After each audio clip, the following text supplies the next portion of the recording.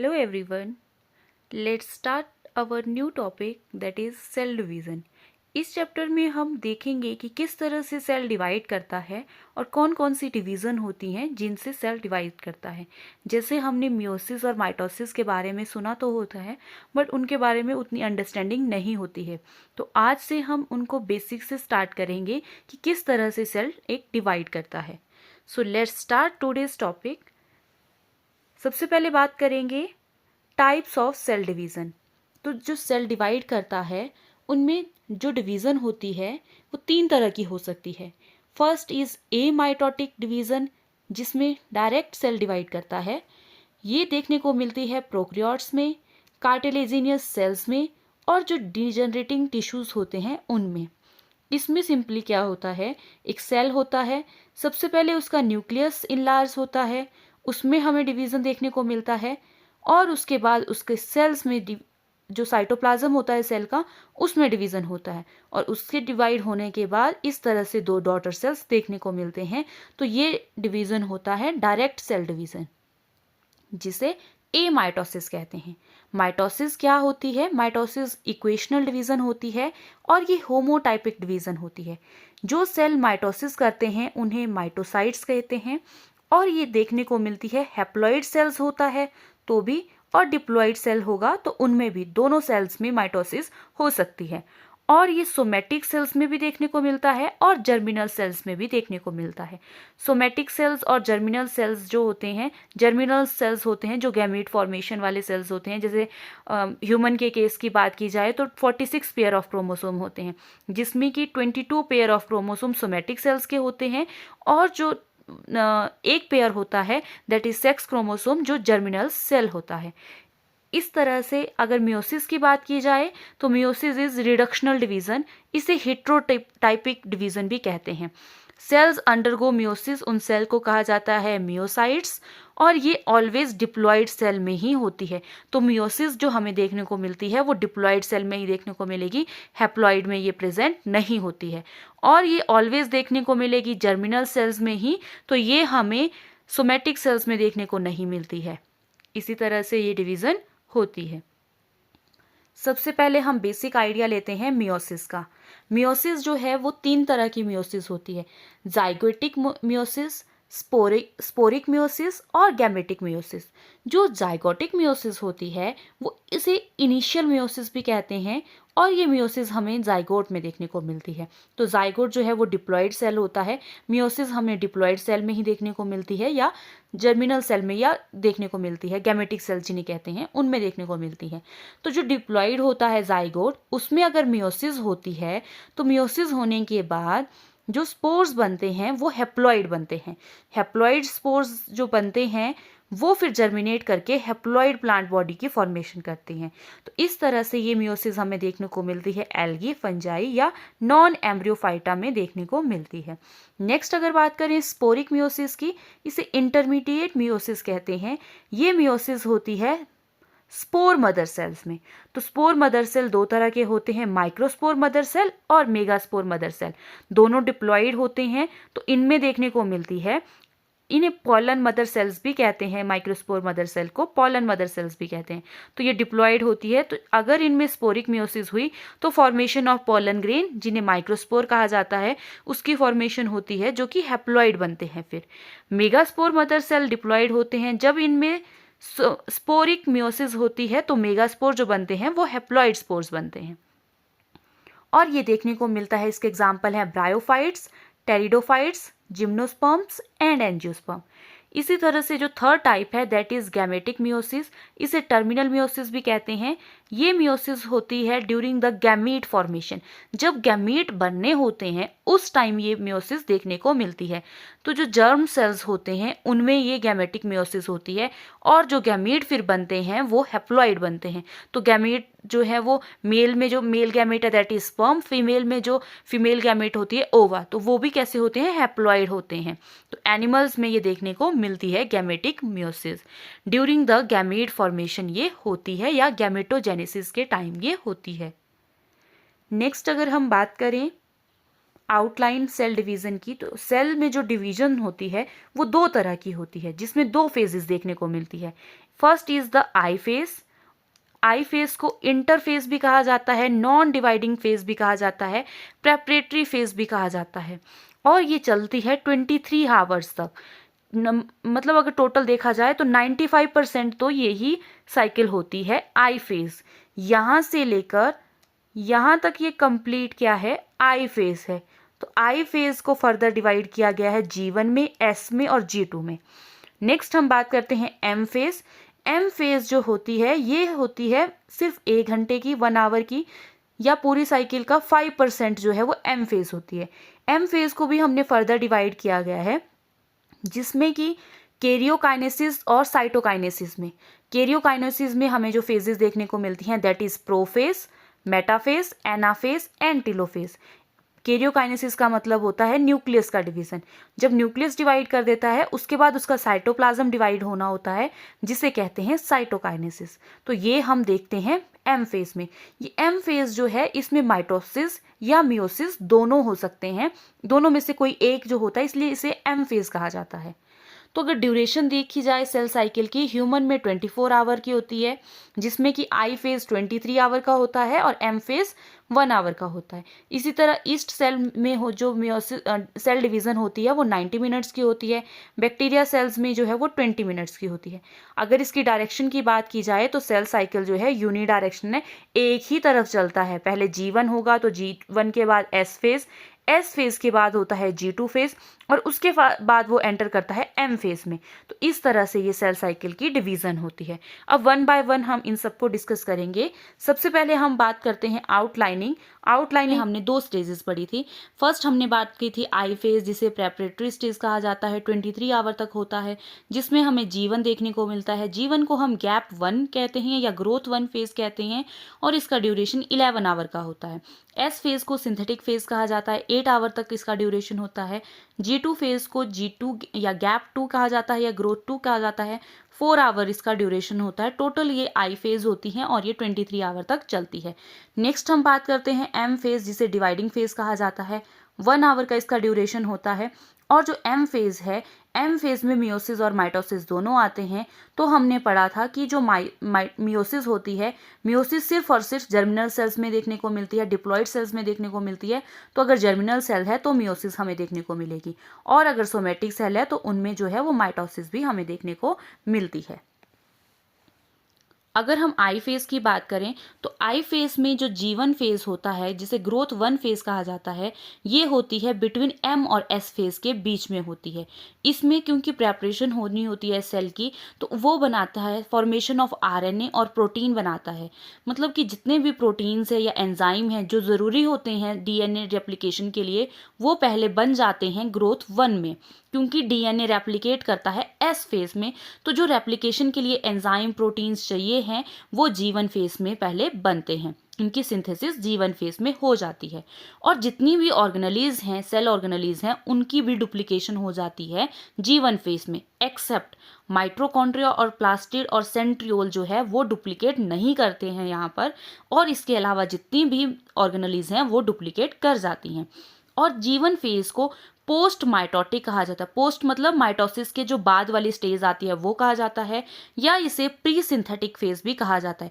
क्योंकि ये S phase से पहले होती है इसलिए इसे प्री सिंथेटिक फेज कहा जाता है। नेक्स्ट हम बात करते हैं एस फेज। तो एस फेज को कहा जाता है सिंथेटिक फेज। ये होती है बिटवीन G1 और G2 के बीच में जो फेज आती है उसे कहा जाता है एस फेज। इसमें जिन चीज़ों की डुप्लीकेशन होती है दैट इज न्यूक्लियस के अंदर होती है DNA और हिस्टोन प्रोटीन की डुप्लीकेशन होती है, और साइटोसोल में होती है duplication of centrosome.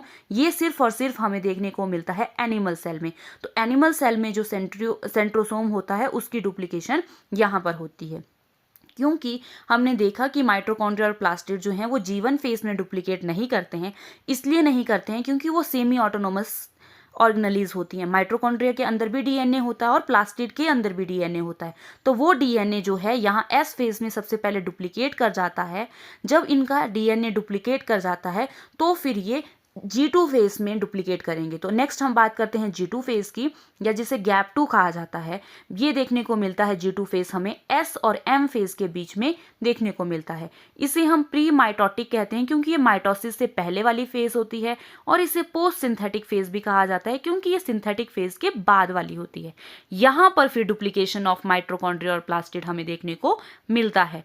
Formation of RNA भी इस फेज में देखने को मिलता है, और फॉर्मेशन ऑफ ट्यूबुलिन प्रोटीन भी यहाँ पर होता है। नेक्स्ट अगर हम अब बात करते हैं एम फेज की, तो एम फेज में हमने 2 फेजेस की बात की है, दैट इज कैरियोकाइनेसिस जिसमें डिवीजन ऑफ न्यूक्लियस होता है, और साइटोकाइनेसिस जिसमें डिवीजन ऑफ साइटोप्लाज्म होता है। डिवीजन ऑफ न्यूक्लियस की बात करें तो उसमें डिफरेंट स्टेजेस होती हैं, जैसे कि प्रोफेज जो लॉन्गेस्ट फेज होती है, metaphase, anaphase, anaphase shortest phase होती है, देन उसके बाद टिलोफेज। जो चीज़ें प्रोफेज में हुई होती हैं उसका रिवर्स हमें टिलोफेज में देखने को मिलता है। नेक्स्ट अगर बात करें साइटोकाइनेसिस, साइटोप्लाज्म की डिवीजन, तो जो एनिमल सेल्स होता है उसमें साइटोप्लाज्म की जो डिवीजन होती है सेल फूरो मेथड से होती है, सेंट्रीपिटल होती है, मतलब कि सेंटर के टुवर्ड सेंटर जो है वो देखने को मिलती है, that is called as centripetal या सेंटर सेल फ्यूरो मेथड इसको कहा जाता है।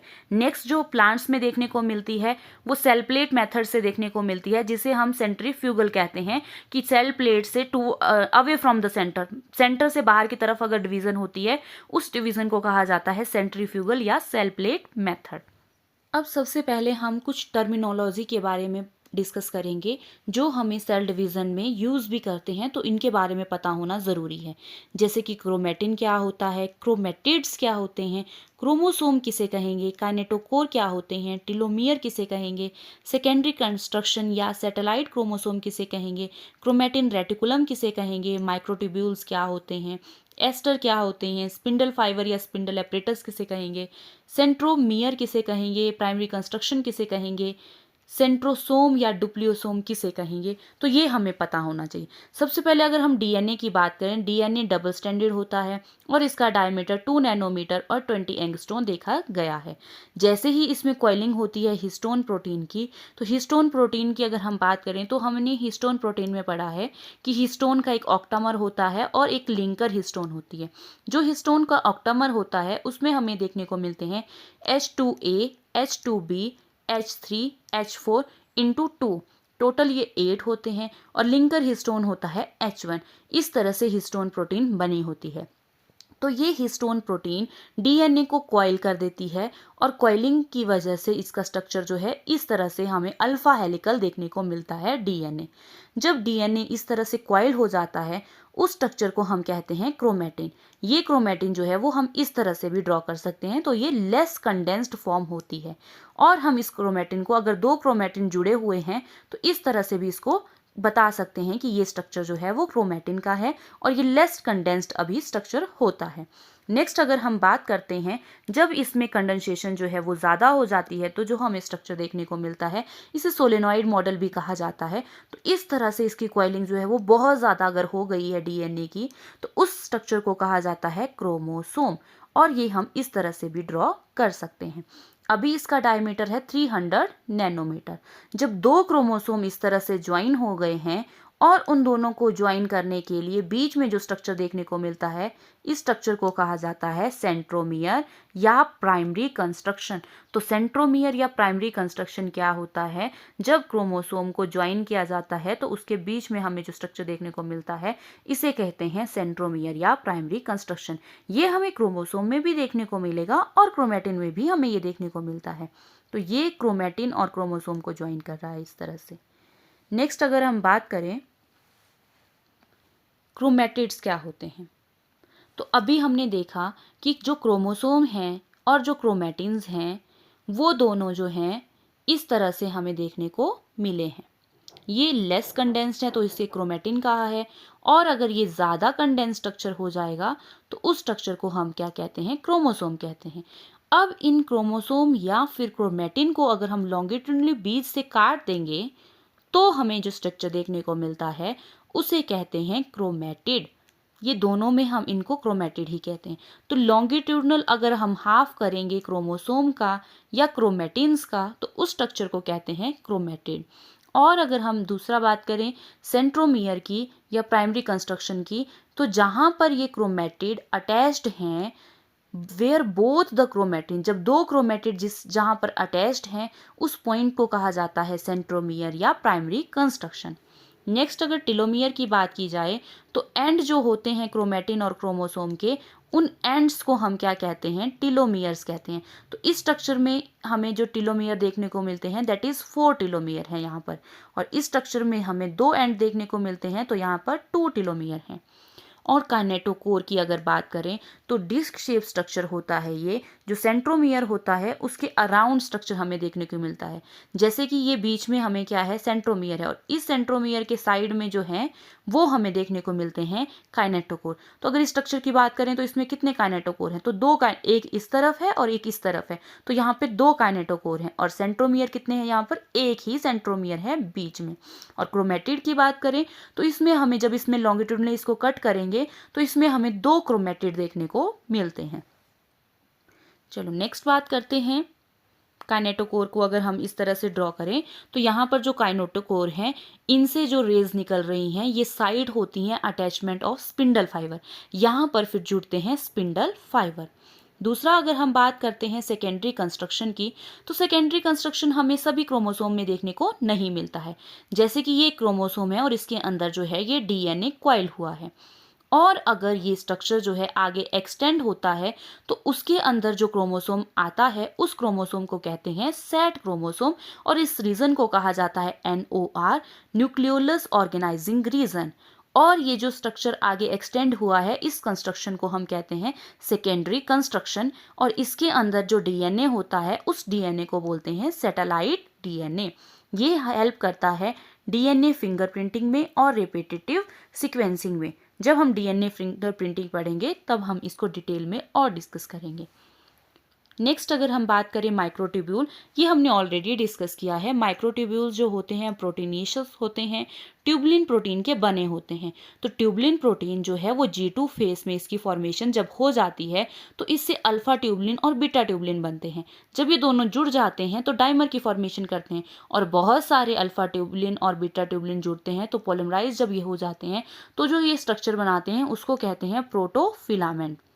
अब इस तरह से जब 13 प्रोटोफिलामेंट जुड़ते हैं तो होलो सिलिंड्रिकल स्ट्रक्चर बनाते हैं जिसे हम कहते हैं माइक्रोट्यूब्यूल। तो माइक्रोट्यूब्यूल्स बने होते हैं 13 प्रोटोफिलामेंट को, जब वो जुड़ते हैं उससे बनते हैं माइक्रोट्यूब्यूल। अब ये माइक्रोट्यूब्यूल्स जो हैं वो हमें इस तरह से सिंगलेट की फॉर्म में भी देखने को मिलेगा, या हमें डबलेट की फॉर्म में भी देखने को मिलता है, और ट्रिपलेट की फॉर्म में भी देखने को मिलता है। सिंगलेट अगर हम बोलते हैं, अगर एक कंप्लीट माइक्रोट्यूब्यूल है दैट इज 13 प्रोटोफिलामेंट से वो अगर बना हुआ है तो 1 कंप्लीट को हम कहते हैं सिंगलेट। और डबलेट हम कहते हैं जिसमें एक कंप्लीट 13 प्रोटोफिलामेंट का बना हुआ माइक्रोट्यूब्यूल, उसे कंप्लीट कहेंगे। तो एक कंप्लीट होगा और एक इनकम्प्लीट है, जो इनकम्प्लीट वाला है वो 10 प्रोटोफिलामेंट से ही बना हुआ है। तो इस तरह से वो डबलेट का स्ट्रक्चर होता है। ट्रिपलेट में हमें देखने को मिलता है एक कंप्लीट और 2 इनकम्प्लीट। तो ये स्ट्रक्चर जो है वो सिंगलेट, डबलेट और ट्रिपलेट माइक्रोट्यूब्यूल के होते हैं। अब ये माइक्रोट्यूब्यूल्स कैसे अरेंज होते हैं, तो माइक्रोट्यूब्यूल्स की जो अरेंजमेंट है वो 2 तरह के होते हैं। एक तो होता है 9+0 अरेंजमेंट, और दूसरा होता है 9+2 अरेंजमेंट। 9+0 की बात करें, इसमें जो 9 है ये 9 हमें ट्रिपलेट की फॉर्म में देखने को मिलेगा, और जो ये ट्रिपलेट होंगे ये पेरीफेरी पे प्रेजेंट होंगे, और सेंटर में इसमें कोई नहीं होगा माइक्रोट्यूब्यूल, सेंटर में बिल्कुल भी नहीं होगा तो 0 होता है, तब इसको कहते हैं 9+0। तो ये जो ये स्ट्रक्चर है इसमें हमें ट्रिपलेट देखने को मिल रहे हैं, ये पेरीफेरी पे ट्रिपलेट हैं और ये 9 हैं। ये 9 ट्रिपलेट पेरीफेरी में है और सेंटर में प्रोटीनियस शीथ है जिसके अंदर कोई भी माइक्रोट्यूब्यूल प्रेजेंट नहीं है, और इस तरह का स्ट्रक्चर हमें देखने को मिलता है सेंट्रियोल में और बेसल बॉडीज में। नेक्स्ट अगर हम बात करते हैं दैट इज 9+2 अरेंजमेंट, तो 9+2 अरेंजमेंट का मतलब जिसमें ये 9 है ये डबलेट की फॉर्म में होंगे और पेरीफेरी में होंगे, और ये जो 2 हैं ये सिंगलेट के फॉर्म में होंगे और सेंटर में प्रेजेंट होंगे। जैसे ये दूसरा स्ट्रक्चर है, इसमें ये पेरिफेरी में जो है ये डबलेट है, 9 है ये डबलेट, और इसमें जो सेंटर की प्रोटीनियस शीथ है उसके अंदर 2 देखने को मिल रहे हैं और ये दोनों सिंगलेट हैं। तो ये हमें देखने को मिलता है सीलिया और फ्लैजिला का ये स्ट्रक्चर होता है। तो इस तरह से माइक्रोट्यूब्यूल्स जो है वो अरेंज होते हैं और इन्हें हम माइक्रोट्यूब्यूल्स कहते हैं। अगर हम बात करते हैं सेंट्रोसोम किसे कहेंगे, तो सेंट्रोसोम को डुप्लीसोम भी कहा जाता है। ये नॉन मेम्ब्रेनस सेल ऑर्गेनली होती है, सिर्फ और सिर्फ एनिमल सेल में देखने को मिलती है, और एनिमल के भी एग और न्यूरॉन्स जो होते हैं उनमें ये प्रेजेंट नहीं होते हैं, तो उनमें ये प्रेजेंट नहीं होंगे। अगर हम सेंट्रोसोम की बात करें तो सेंट्रोसोम बना होता है 2 सेंट्रियोल से मिलकर बनता है सेंट्रोसोम। तो जो 2 सेंट्रियोल्स होते हैं ये प्रॉक्सिमल सेंट्रियोल और डिस्टल सेंट्रियोल होते हैं। ये दोनों एक दूसरे से परपेंडिकुलर टू ईच अदर जुड़े होते हैं, right angle to each other.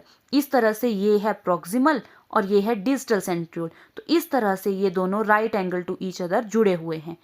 अब जब ये जुड़ते हैं तो ये बनाते हैं सेंट्रोसोम। तो यहाँ पर हमें ये बीच में जो देखने को मिलता है दैट इज सेंट्रोसोम।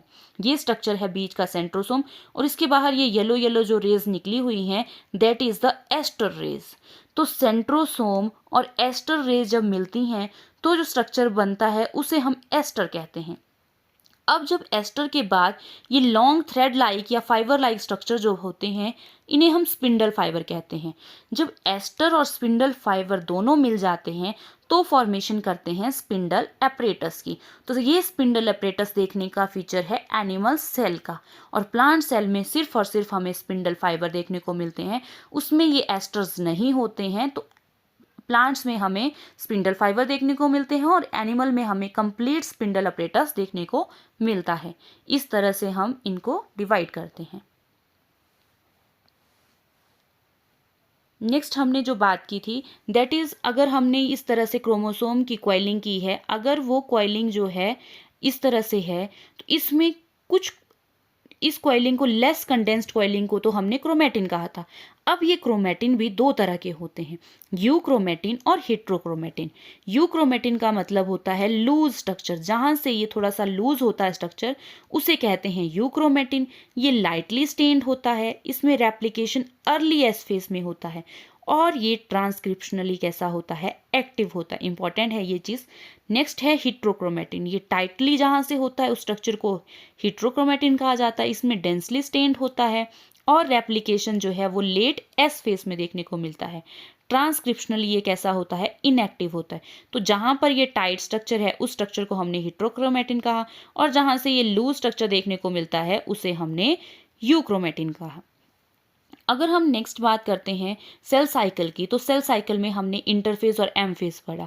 इंटरफेज में हमने G1 phase, S phase, G2 phase के बारे में पढ़ा, देन उसके बाद एम फेज के बारे में डिस्कस किया। तो जो डिप्लॉयड सेल्स होते हैं वो डिवाइड करते हैं, G1 फेज में एंटर करते हैं, खुद को प्रिपेयर करते हैं सेल डिवीजन के लिए, और एस फेज में उनकी रेप्लिकेशन होती है। रेप्लिकेशन के बाद वो G2 फेज में एंटर करते हैं, वहाँ फिर से वो ग्रो करते हैं, और देन उसके बाद वो न्यूक्लियस उनका डिवाइड करता है एम फेज में, और उनमें फिर साइटोकाइनेसिस होती है। इस तरह से सेल जो है डिवाइड करता है। ये जो सेल डिवीजन में हम बात करते हैं कि कितने यहाँ पर क्रोमेटिन बनेंगे, क्रोमोसोम, सेंट्रोमियर, वो हम डिस्कस करते हैं। आई फेज की बात करें तो उसमें G1 फेज होता है। G1 फेज में हम क्रोमेटिन कहते हैं, इस यहाँ हम क्रोमोसोम नहीं कहते हैं। क्रोमोसोम की फॉर्मेशन होती है मेटाफेज में, हमें प्रॉपर क्रोमोसोम देखने को मिलते हैं, और जो एनाफेज होती है उन दोनों में हम क्रोमोसोम यूज़ करते हैं। बाकी सभी फेजेस में हम क्रोमेटिन ही यूज़ करते हैं। तो यहाँ पर एक क्रोमेटिन है। क्रोमेटिन या क्रोमोसोम कभी भी डिनोट करना हो तो जितने वहाँ पे सेंट्रोमियर देखने को मिलेंगे उतने ही वहाँ पे क्रोमेटिन या क्रोमोसोम होंगे। तो यहाँ पर एक क्रोमेटिन है और एक ही सेंट्रोमियर है, और क्रोमेटिन भी यहीं पे एक ही है, एक ही लॉन्गिट्यूडनल सेक्शन है, दैट इज द 1 क्रोमेटिड यहाँ देखने को मिलेंगे। और सेंट्रोमियर के साइड में 2 काइनेटोकोर होते हैं। जितने इसके एंड क्रोमोसोम के हैं या क्रोमेटिन के एंड्स हैं उतने यहाँ टीलोमियर हैं। तो यहाँ पे 2 एंड हैं तो 2 टीलोमियर, और डीएनए यहाँ पर 1 है। अगर ये जो हमने 2N और 2C बताया है, C से हम डिनोट करते हैं अमाउंट ऑफ डीएनए को, और N से हम डिनोट करते हैं नंबर ऑफ क्रोमोसोम में। तो अगर इस सेल में नंबर ऑफ क्रोमोसोम 2N है और अमाउंट ऑफ डीएनए 2C है, जब ये एस फेस में एंटर करेगा तो वहाँ पे रेप्लिकेशन देखने को मिलती है।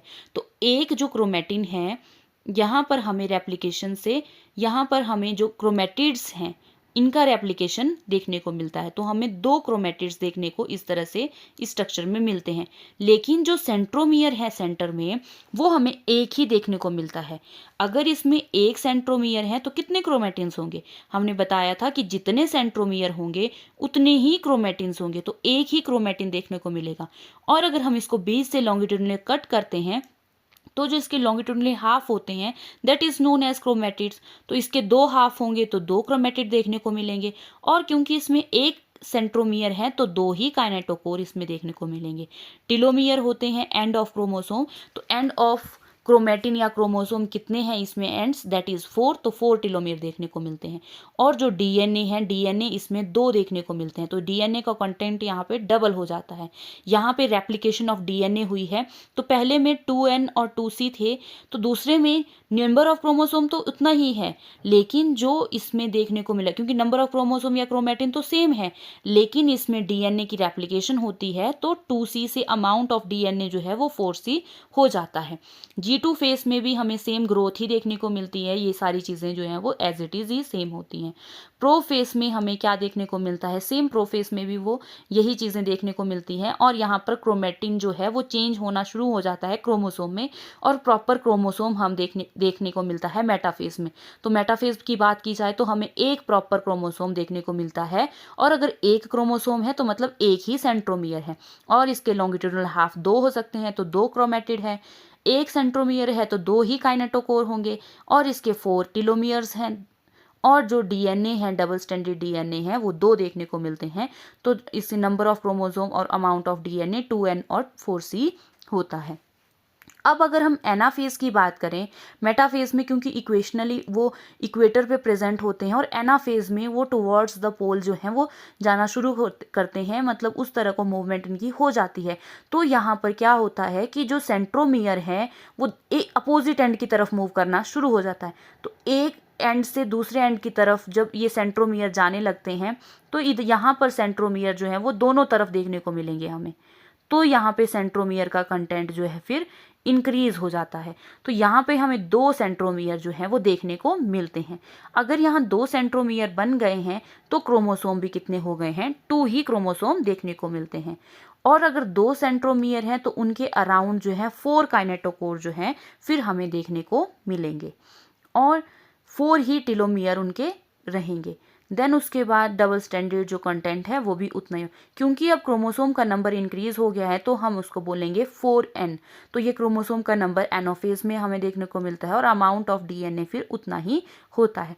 टेलोफेज में भी हमें ये सारी चीज़ें सेम ही देखने को मिलती है। हम मियोसिस और माइटोसिस की सेपरेटली बात करें तो जो माइटोसिस होती है वो 1 राउंड रेप्लिकेशन होती है। तो इसमें जो रेप्लिकेशन ऑफ डीएनए देखने को मिलता है वो एस फेज में देखने को मिलता है, और साथ में 1 राउंड सेग्रीगेशन जो होती है, जब अपोजिट पोल की तरफ जो है वो क्रोमोसोम जाने लगते हैं, वो हमें देखने को मिलता है एनाफेज में। तो इस तरह से अगर हम एक सेल देखें G1 फेज में उसका नंबर ऑफ क्रोमोसोम और डीएनए सेम होता है, और जब एस फेज आती है तो उसमें सेग्रीगेशन रेप्लिकेशन देखने को मिलता है एस फेज में।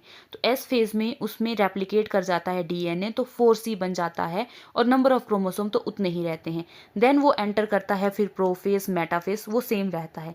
लेकिन एनाफेज में क्या हो जाता है, नंबर ऑफ क्रोमोसोम इंक्रीज हो जाते हैं और वो अपोजिट पोल की तरफ सेग्रीगेट हो जाते हैं। तो सेग्रीगेशन के बाद इस तरह से हमें 2 डॉटर सेल्स देखने को मिलते हैं, और जिनमें नंबर ऑफ क्रोमोसोम और जो number of amount of DNA है वो सेम पेरेंट सेल में जितना होता है उतना ही देखने को मिलता है। तो माइटोसिस को इक्वेशनल डिवीजन भी इसी वजह से कहा जाता है। और नेक्स्ट अगर हम बात करते हैं मियोसिस की, तो मियोसिस में 1 राउंड रेप्लिकेशन तो एस फेज में होता है, लेकिन इसमें 2 राउंड की सेग्रीगेशन होती है, 2 rounds of segregation. First round को हम बोलते हैं जो इसमें सेग्रीगेशन हमें देखने को मिलता है, फर्स्ट राउंड सेग्रीगेशन, वो इन एनाफेज ही देखने को मिलता है और ये सेग्रीगेशन होता है होमोलोगस क्रोमोसोम के बीच में।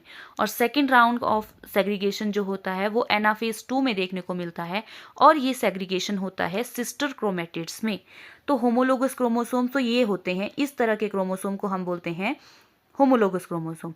अब अगर हम बात करें सिस्टर क्रोमेटिड्स की या नॉन सिस्टर क्रोमेटिड्स क्या होते हैं, तो सिस्टर क्रोमेटिड्स को अगर वो सेम पेयर ऑफ क्रोमोसोम की जो ये क्रोमेटिड्स हैं ये आपस में सिस्टर क्रोमेटिड हैं और इसकी आपस वाली भी सिस्टर क्रोमेटिड हैं, लेकिन अगर ये एक इसकी अगर हम बात करें और एक इसकी बात करें तो ये होती हैं नॉन सिस्टर क्रोमेटिड्स। माइटोसिस शुरू करने से पहले हमें टाइप ऑफ क्रोमोसोम को डिस्कस करना चाहिए। टाइप ऑफ क्रोमोसोम का मतलब है कि हमें किस तरह के क्रोमोसोम देखने को मिलते हैं। दैट इज मेटासेंट्रिक, सब मेटासेंट्रिक, एसेंट्रिक और टीलोसेंट्रिक। मेटासेंट्रिक का मतलब होता है जब सेंट्रोमियर बिल्कुल सेंटर में होता है और इसके दोनों आर्म्स जो हैं वो इक्वल होते हैं, ये वी शेप स्ट्रक्चर देखने को मिलता है। सब मेटासेंट्रिक कहते हैं जब centromere away from the centre हो, सेंटर से थोड़ा सा दूर हो और इसमें पी एंड क्यू आर्म हमें देखने को मिलती है। जो वन आर्म होती है स्मॉल होती है पी आर्म और वन आर्म लॉन्ग होती है क्यू आर्म और इसकी शेप होती है एल शेप। एक्रोसेंट्रिक जो क्रोमोसोम होता है उसका centromere far away from the centre हो जाता है और एक आर्म इसकी वेरी स्मॉल हो जाती है और एक वेरी लॉन्ग हो जाती है और इसका जे शेप स्ट्रक्चर देखने को मिलता है। टीलोसेंट्रिक में सेंट्रोमियर जो है टर्मिनल हो जाता है, इसमें सिर्फ एक आर्म देखने को मिलती है। ह्यूमन में टीलोसेंट्रिक सेंट्रोक्रोमोसोम नहीं देखने को मिलते हैं, इन्हें आई शेप क्रोमोसोम भी कहा जाता है। बात करते हैं माइटोसिस की। टर्म फ्लेमिंग ने दिया है। इन एनिमल सेल डिस्कवर किया है फ्लेमिंग ने और इन प्लांट सेल डिस्कवर किया है स्ट्रेसबर्गर ने। एनिमल सेल में ये ऑलवेज अकर होती है डिप्लॉयड सेल्स में, लेकिन इसका एक एक्सेप्शन केस है, दैट इज पार्थिनोजेनेसिस। पार्थिनोजेनेसिस का मतलब होता है डेवलपमेंट या बर्थ विदाउट फर्टिलाइजेशन, उसे हम पार्थिनोजेनेसिस कहते हैं। इसे वर्जिन बर्थ भी कहते हैं। दो तरह की होती है ये, दैट इज थैलियोटॉकी एंड एरिनेटॉकी। एरिनेटॉकी होती है डेवलपमेंट ऑफ मेल और थैलियोटॉकी होती है डेवलपमेंट ऑफ फीमेल। जो डेवलपमेंट ऑफ मेल होती है, फॉर एग्जांपल जैसे ड्रोन होता है हनी बी में, वो हैप्लॉइड होता है। और डेवलपमेंट ऑफ फीमेल जैसे सोशल इंसेक्ट्स जो होते हैं वो होते हैं। तो ये पार्थिनोजेनिक होते हैं। ड्रोन जो है वो पार्थिनोजेनेसिस से डेवलप होता है, विदाउट फर्टिलाइजेशन से ही ये डेवलप होता है और हैप्लॉइड होता है। हमने पढ़ा कि माइटोसिस एनिमल में डिप्लॉइड सेल्स में होती है। नेक्स्ट अगर बात करें प्लांट सेल की, तो प्लांट सेल में मियोसिस जो है वो हैप्लॉइड सेल्स में भी देखने को मिलता है एंड डिप्लॉइड सेल्स में भी देखने को मिलता है। एक और टर्म होती है जिसे कहा जाता है पार्थिनोकार्पी। पार्थिनोकार्पी का मतलब होता है development of fruit without fertilisation, जैसे सीडलेस जो फ्रूट होते हैं या इन्हें हम वर्जिन फ्रूट भी कहते हैं। नेक्स्ट अब बात करते हैं माइटोसिस क्या होती है। माइटोसिस जो होती है वो इक्वेशनल डिवीज़न होती है। तो इसमें जो आई फेज़ होता है, जो नॉन डिवाइडिंग फेज़ होता है या प्रेपरेटरी फेज़ होता है, उसमें हमें G1, S और G2 फेज़ देखने को मिलते हैं। G1 में डेवलपमेंट ऑफ किस किस चीज़ की सिंथेसिस होती है, RNA और प्रोटीन बनते हैं, सेल ऑर्गेनेली की डुप्लीकेशन होती है एक्सेप्ट माइटोकॉन्ड्रिया और प्लास्टिड्स, और इसका जो नंबर ऑफ क्रोमोसोम होते हैं, एन जो यूज़ किया जाता है वो नंबर ऑफ क्रोमोसोम के लिए किया जाता है और ये सी जो यूज़ किया जाता है वो अमाउंट ऑफ डीएनए के लिए यूज़ किया जाता है। तो जिस सेल में, जैसे ये एक सेल है, इस तरह का जो सेल्स होता है, इस सेल की अगर बात की जाए तो इसमें जो नंबर ऑफ क्रोमोसोम है दैट इज़ 2n क्रोमोसोम है और अमाउंट ऑफ डीएनए की बात की जाए तो 2c है। और एस फेज में जो है डीएनए डुप्लीकेट करने या रेप्लिकेशन करना शुरू करता है। डीएनए रेप्लिकेशन होती है और रेप्लिकेशन या डुप्लीकेशन ऑफ हिस्टोन प्रोटीन होता है। तो जब इसमें डुप्लीकेशन हो जाती है, जो अमाउंट है डीएनए का वो 2c से 4c में चेंज हो जाता है, लेकिन जो नंबर ऑफ क्रोमोसोम है वो नंबर सेम ही रहता है। नंबर सेम रहता है एस फेज में। फिर उसके बाद एस फेज में ही सेंट्रोसोम की डुप्लीकेशन भी होती है। जैसे ही सेंट्रोसोम की डुप्लीकेशन होती है, नेक्स्ट हम एंटर करते हैं G2 फेज में। तो G2 फेज में माइटोकॉन्ड्रिया और प्लास्टिड जो है वो भी डुप्लीकेट करने लगते हैं और फॉर्मेशन ऑफ ट्यूबुलिन प्रोटीन होता है।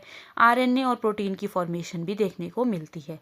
नेक्स्ट फिर एंटर करते हैं माइटोटिक फेज में। माइटोसिस की माइटोटिक जो डिवीजन होती है उसमें एंटर करते हैं। तो सबसे पहले होती है कैरियोकाइनेसिस और उसके बाद होती है फिर साइटोकाइनेसिस। कैरियोकाइनेसिस में हम प्रोफेज, मेटाफेज, एनाफेज और टेलोफेज पढ़ते हैं और साइटोकाइनेसिस होती है फिर डिवीजन ऑफ साइटोप्लाज्म। नेक्स्ट अगर हम बात करते हैं वन बाय वन इनके बारे में डिस्कशन करते हैं फेज और माइटोटिक फेज की।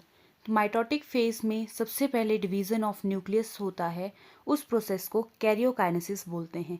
और कैरियोकाइनेसिस में जो हमें स्टेजेस देखने को मिलती है, फर्स्ट इज प्रोफेज। प्रोफेज जो है वो लॉन्गेस्ट फेज होती है।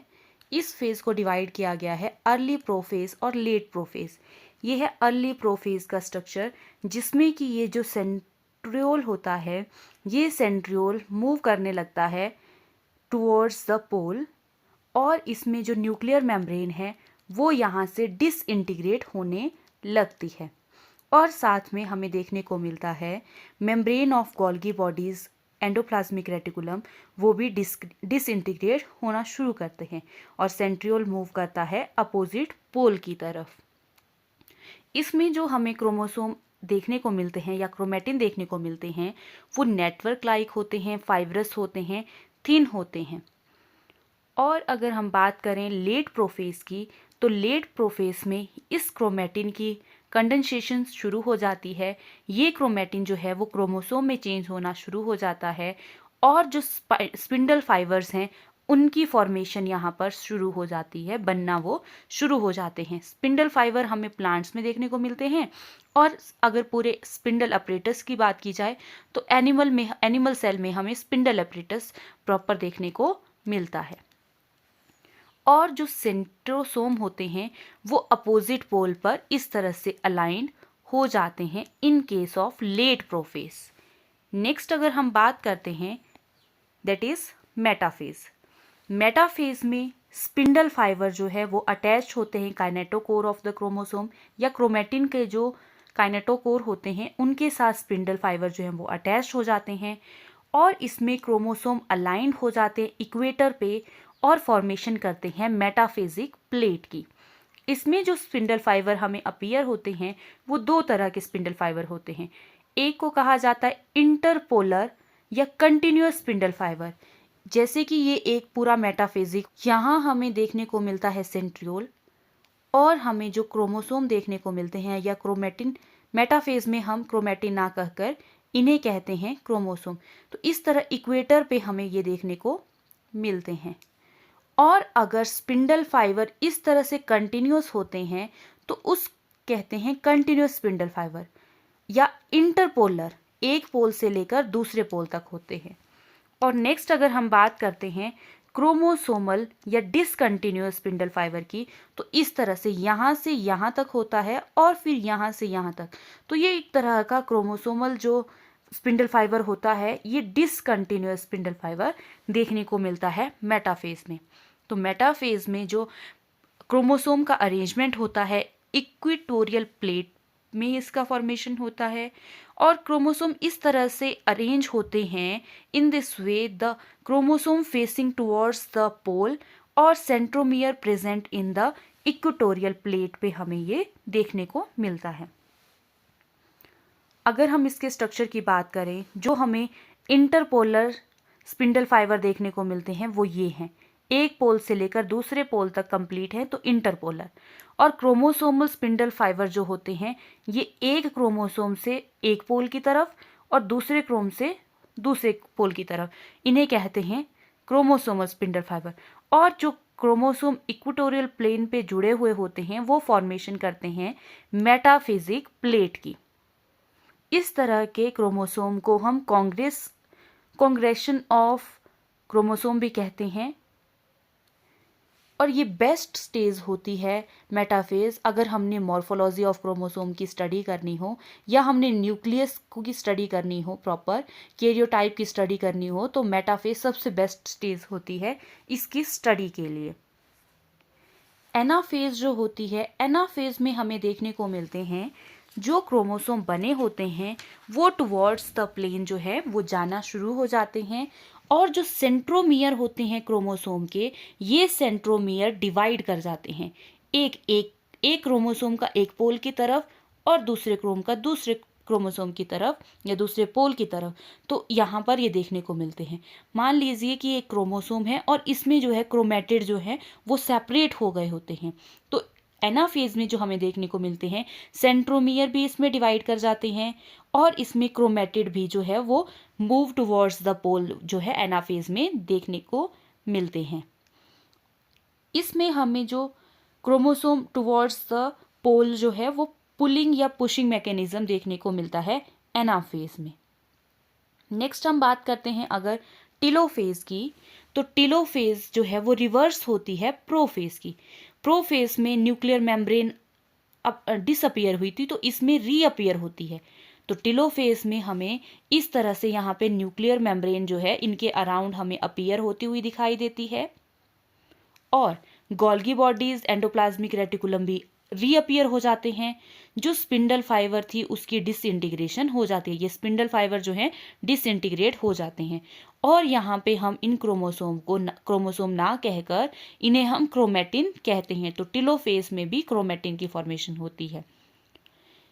और एक न्यूक्लियस जब डिवाइड किया था तो एक न्यूक्लियस में हमें दो न्यूक्लियस देखने को मिलते हैं, तो इस तरह से हमें इस तरह की डिवीजन देखने को मिलती है, और जो स्पिंडल फाइबर थे उनका रेमिनेंट ऐसे बीच में देखने को मिलता है। तो न्यूक्लियस की डिवीजन होने के बाद फिर अंडरगो होती है साइटोकाइनेसिस।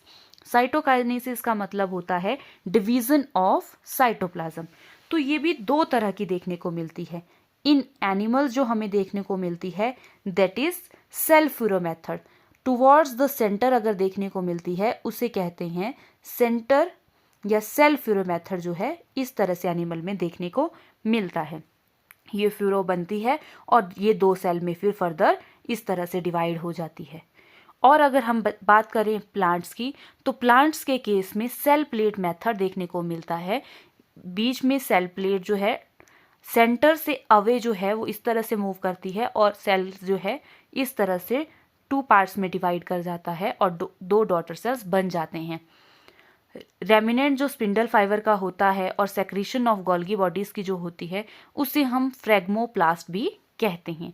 तो इस तरह साइटोकाइनेसिस सेल की डिवीजन होती है, और जो इसमें हमें नंबर ऑफ क्रोमोसोम और जो नंबर ऑफ या अमाउंट ऑफ डीएनए देखने को मिलता है, जितना पेरेंट सेल्स में होता है उतना ही देखने को मिलता है। इसी तरह से माइटोसिस को कहा जाता है इक्वेशनल डिवीजन। लेकिन इसका एक एक्सेप्शन केस है कि अगर साइटोकाइनेसिस नहीं होती है सेल में, सेल डिवाइड नहीं करता है, तो उसमें हमें सेल जो है सेल के अंदर बहुत सारे न्यूक्लियस ही देखने को मिलते हैं, तो उससे कहा जाता है सिनेसिटी की कंडीशन। उस कंडीशन को कहा जाता है, ये देखने को मिलता है हमें liquid endosperm of the coconut में। जब कुछ सेल जो हैं वो सिर्फ कैरियोकाइनेसिस ही करते हैं। In some organism karyokinesis is not followed by the cytokinesis, as a result of which multinucleate condition arise leading to the formation of syncytism। ये देखने को मिलता है। इसके एग्जाम्पल है लिक्विड एंडोस्पर्म ऑफ कोकोनट। तो इस तरह से ये कंडीशन जो है देखने को मिलती है। और अगर हम सिग्निफिकेंस की बात करें माइटोसिस की, ड्यूरिंग द ग्रोथ और रिपेयर के लिए ये ज़रूरी होता है। Role in the division of zygote या क्लीवेज ये करता है। Keep the parental genome constant in the offspring. Role during prolification and spermatogenesis and oogonia। Play important role during the spermatogenesis and oogenesis in parthenogenic animals. लेकिन इसका एक drawback भी है, do not bring genetic variation. इसकी वजह से genetic variation नहीं आता है।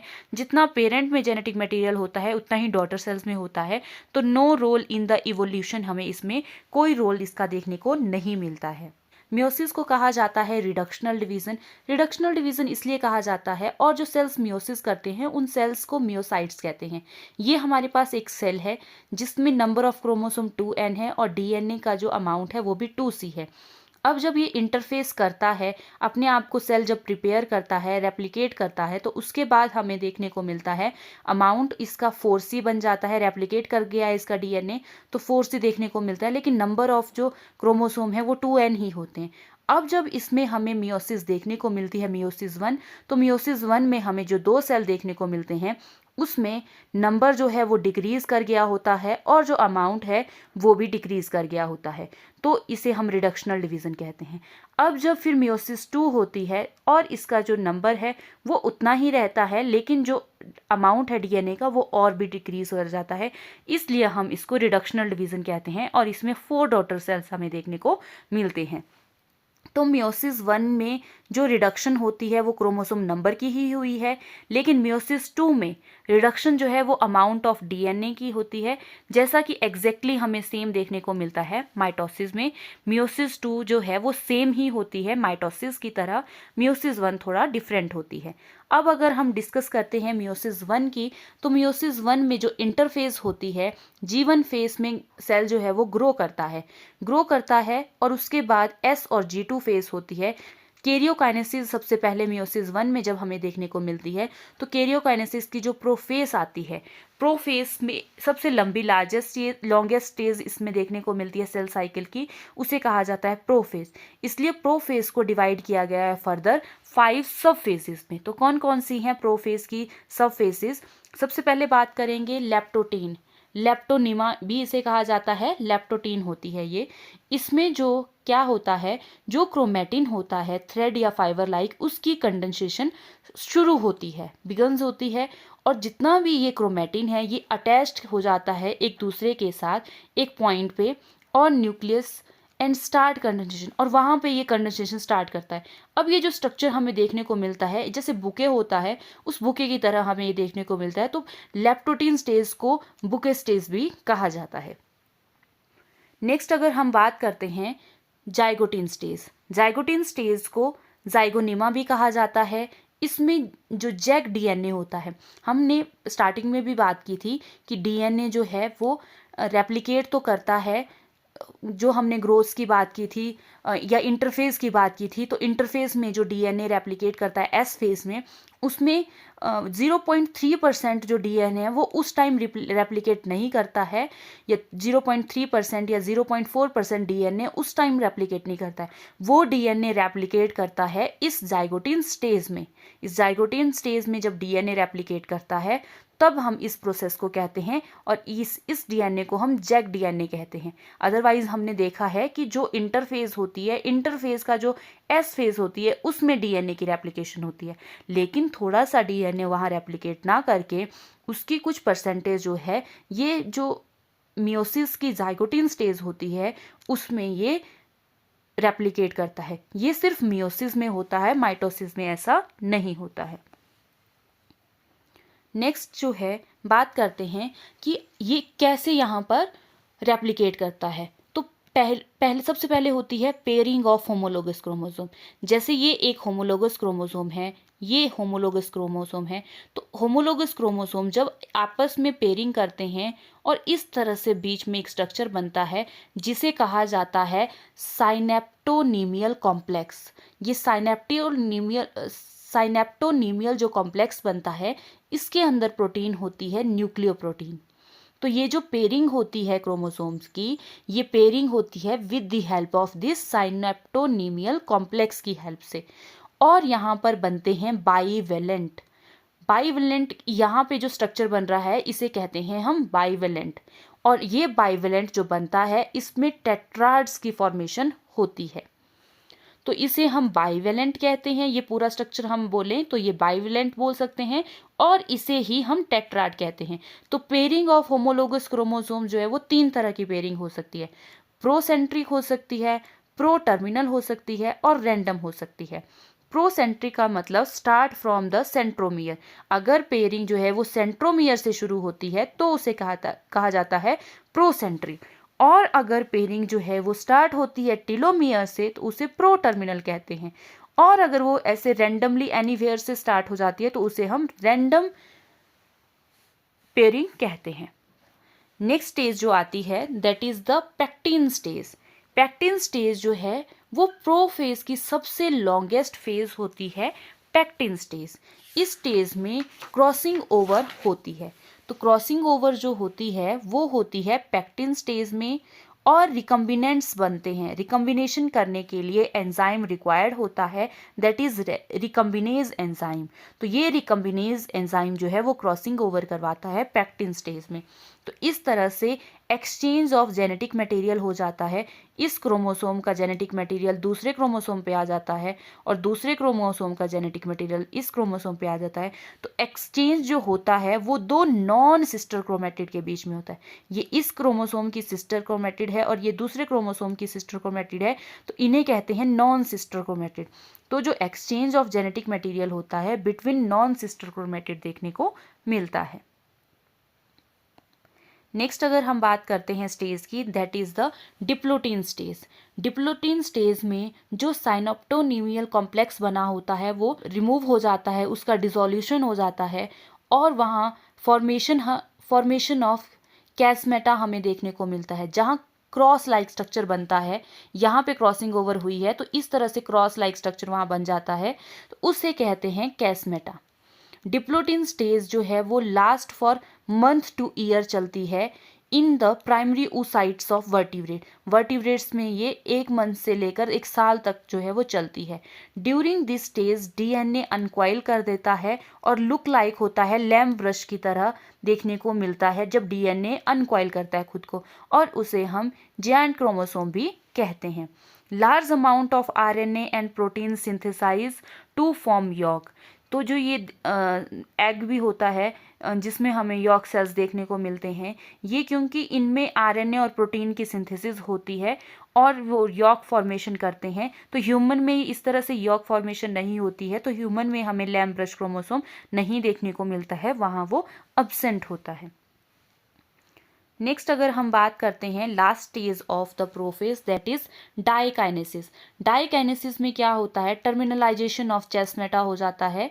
जो क्रोमेटिन होता है वो कंडेंस्ड कंप्लीट यहाँ पर होता है, और क्रोमोसोम जो है वो अपोजिट पोल की तरफ मूव करते हैं। नॉन मेम्ब्रेन न्यूक्लियोलस हो जाता है और डिसइंटीग्रेट होना हो जाता है इस फेज में। फॉर्मेशन ऑफ स्पिंडल फाइबर जो हैं वो बनना शुरू कर जाते हैं। नेक्स्ट फेज आती है मेटाफेज। मेटाफेज 1 में क्या होता है, attachment of spindle fibre to kinetochore. Spindle fibre जो हैं वो काइनेटोकोर के साथ जो हैं वो जुड़ना शुरू हो जाते हैं, और bivalent come into the equator. तो जितने भी क्रोमोसोम होते हैं वो इक्वेटोरियल प्लेन पे आ जाते हैं और स्पिंडल फाइबर बना देते हैं। This stage is called as metakinesis या कांग्रेशन ऑफ बाईवेलेंट्स भी कहते हैं। बाईवेलेंट्स कहें या फिर टेट्राड्स भी कह सकते हैं। तो इस तरह से मेटाफेज में हमें ये देखने को मिलता है। ये स्ट्रक्चर है मेटाफेज स्टेज का, जिस स्टेज में हमें ये सारे इक्वेटोरियल प्लेन पे क्रोमोसोम आते हुए दिखाई देते हैं। सारे क्रोमोसोम इक्वेटोरियल प्लेन पे आ जाते हैं और जो स्पिंडल फाइबर हैं वो भी इसमें बन जाते हैं। तो हमने ये देखा हुआ है ऑलरेडी, मेटाफेज में भी हमने ये डिस्कस किया है। नेक्स्ट स्टेज आती है दैट इज एनाफेज। एनाफेज में सेग्रीगेशन ऑफ होमोलोगस क्रोमोसोम जो हैं वो सेग्रीगेट करते हैं। तो यहाँ पर ये क्रोमोसोम है एक पूरा, ये पूरा ऊपर की तरफ सेग्रीगेट कर जाएगा और ये नीचे की तरफ सेग्रीगेट करें। तो यहाँ पे सेग्रीगेशन ऑफ होमोलोगस क्रोमोसोम होती है। होमोलोगस क्रोमोसोम मूव कर जाते हैं अपोजिट पोल की तरफ in the phase of anaphase 1। तो ये हमें देखने को मिलता है एनाफेज में। सेंट्रियोल अपोजिट पोल की तरफ मूव करते हैं और स्पिंडल फाइबर की हेल्प से। नेक्स्ट स्टेज की बात करें दैट इज टेलोफेज 1। तो टेलोफेज जो है वो रिवर्स होती है प्रोफेज की, just reverse of the prophase.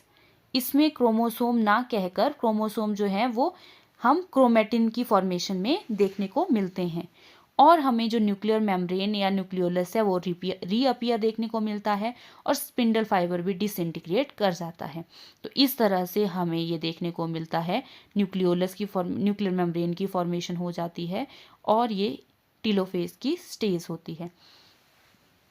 जब सेल का न्यूक्लियस डिवाइड कर गया होता है उसके बाद वो एंटर करता है साइटोकाइनेसिस स्टेज में, जिसमें सेल का साइटोप्लाज्म भी डिवाइड कर जाता है और इस तरह से 2 डॉटर सेल्स हमें देखने को मिलते हैं। नेक्स्ट हम बात करते हैं मियोसिस 2। मियोसिस 2 की जो फर्स्ट डिवीजन होती है वो प्रोफेज 2 होती है। प्रोफेज में क्रोमेटिन जो है वो स्टार्ट हो जाते हैं क्रोमोसोम में चेंज होना, स्पिंडल फाइबर इसमें बनना शुरू हो जाते हैं, न्यूक्लियर मेम्ब्रेन डिसअपियर हो जाती है। देन उसके बाद मेटाफेज 2 आती है, स्पिंडल फाइबर अटैच्ड हो जाते हैं काइनेटोकोर से और chromosome come in the equator, तो क्रोमोसोम इस तरह से इक्वेटर पे हमें देखने को मिलते हैं। और एनाफेज में स्प्लिटिंग ऑफ सेंट्रोमियर हो जाती है, सेंट्रोमियर स्प्लिट हो जाते हैं इस तरह से, और जो सेग्रीगेशन ऑफ सिस्टर क्रोमेटिड जो है वो होती है। सेग्रीगेशन जो है इस फेज में देखने को मिलती है। Sister chromatid move towards the opposite pole in case of anaphase 2 में हमें ये देखने को मिलता है। और अगर हम बात करें टीलोफेज की, तो टीलोफेज में हमें न्यूक्लियस इस तरह से डिवाइड होता हुआ देखने को मिलता है, न्यूक्लियर मेम्ब्रेन की फॉर्मेशन इसमें हो जाती है और फिर उसके बाद जब न्यूक्लियस डिवाइड कर जाता है तो साइटोकाइनेसिस फेज आती है। साइटोकाइनेसिस में हमें ये साइटोप्लाज्म भी इनका डिवाइड होता हुआ दिखता है और इसमें जो है डीएनए का अमाउंट भी रिड्यूस हो जाता है और जो क्रोमोसोम का नंबर है वो भी रिड्यूस होता है। तो इस तरह से होती है ये मियोसिस फेज। तो सबसे पहले हमने मियोसिस में देखा कि जो 2n नंबर ऑफ क्रोमोसोम है और अमाउंट ऑफ डीएनए है वो 2c है। जैसे ही वो इंटरफेस में एंटर करता है वहाँ पे एस फेज और जी फेज जब हो जाता है उसके बाद हमें देखने को मिलता है नंबर ऑफ क्रोमोसोम तो सेम 2n ही रहता है, लेकिन अमाउंट ऑफ डीएनए रेप्लिकेट कर जाता है इस फेज में तो वो बन जाता है 4c। और जैसे ही मियोसिस 1 में एंटर करता है और मियोसिस होने के बाद हमें जो डॉटर सेल्स देखने को मिलते हैं वो 2 होते हैं और फिर मियोसिस 2 होती है जिसमें हमें 4 डॉटर सेल्स देखने को मिलते हैं, जो कि अमाउंट ऑफ डीएनए भी रिड्यूस हो रहा है और जो नंबर ऑफ क्रोमोसोम है वो इस फेज में सेम देखने को मिलता है। सो this is the meiosis 1 and meiosis 2 जो एक तरह की रिडक्शनल डिवीजन होती है। अगर सिग्निफिकेंस की बात करें माइटोसिस की, तो माइटोसिस जो है वो मेंटेन करती है न्यूक्लियोसाइटोप्लाज्मिक रेशो को, मेंटेन करती है ये सरफेस एरिया वॉल्यूम रेशो को, हेल्प करती है हीलिंग एंड रिपेयरिंग प्रोसेस को। Asexual reproduction only help of mitosis and maintain the genetic stability, responsible for the spermatogenesis in drone and help in multiplication of spermatogonia and oogonia। और अगर हम significance of meiosis की बात करें, bring genetic variation due to crossing over and hence bring variation. तो इस तरह से वेरिएशन जो आती है वो मियोसिस की हेल्प से ही हमें देखने को मिलती है। तो ये बेसिकली हमें थोड़ा सा आइडिया होना चाहिए। So this is all about the cell division, meiosis and mitosis. अगर आपको मेरा वीडियो अच्छा लगा हो please like, share and subscribe. Thank you for watching.